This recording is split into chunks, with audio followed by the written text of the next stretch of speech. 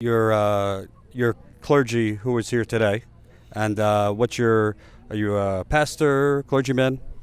Well, actually, I run the Hip Hop Caucus. Okay. I'm Rev Yearwood. I run the Hip Hop Caucus. I am clergy though, and I was here on Clergy Day. You were one of, it seems like there was hundreds of clergymen and women right on that bridge there showing solidarity.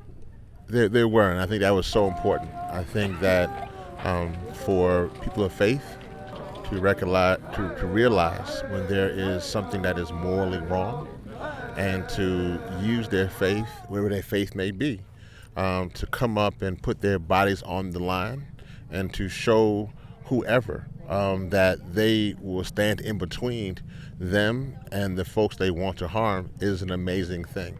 I was, more so here with actually the young people who were here for the camp, coming with the Hip Hop Caucus, and so I definitely know a lot of the clergy who were here, so it was great to be here at the same time and to walk with them onto the bridge and to share with them in that moment of faith.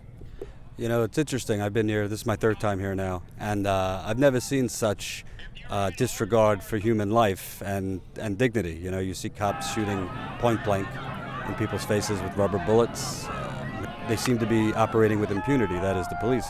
What does that say about the state of this country that we're in? Yeah, I think that's what's happening here in Standing Rock is the reason why there's such a huge connection between what's going on here in North Dakota and a lot of the urban cities around the country. A lot of people and communities in Detroit and in New Orleans and Baltimore have faced injustice like this, and they are fighting so that their voice and their lives can matter. And so what you see here also is that they're fighting for nation lives to matter, and they seeing a system that has no regard, literally no regard, not only for them and their personhood, but also for their land. And they figure that this was the path of least resistance. What's so powerful about this, though, is that clearly the issue of having clean air and clean water is a civil rights issue. I mean, we have a right to clean air and a right to clean water. But more importantly, I think what you're seeing here with this community, what's so powerful is that they have invited everybody in to be with them. No matter if you're rich or poor, black or white, young or old, they've invited everyone here to Standing Rock to fight against the injustice of this pipeline that they want to put here that would do many things. One, on the current level, it would poison the people if it explodes. Two, the fact that they would dig up the burial grounds. And so the fact of the community and the culture with no regard. But then long term, the issue of not transitioning from fossil fuel to clean energy, so they have no regard for the issues that would affect us most importantly for everybody, climate change. And that's what they're fighting for. And let's be real. I mean, they would, if they tried to pull this in a, middle class or affluent white neighborhood, National Guard and the whole battalion would be in 5 minutes, saying they couldn't do it. Let's be real. That would never happen in the first place.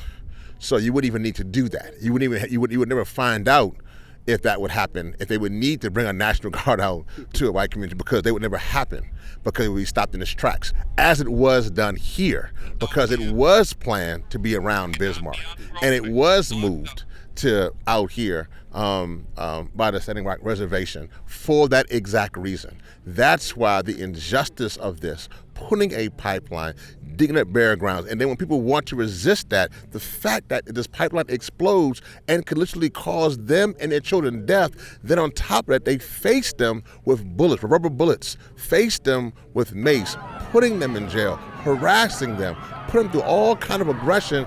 That's why they have to stand up here at Standing Rock. They have no choice, because they are fighting not only for equality, but they're fighting for existence. If they allow for this pipeline, their business plan meaning a business plan is a death sentence for them.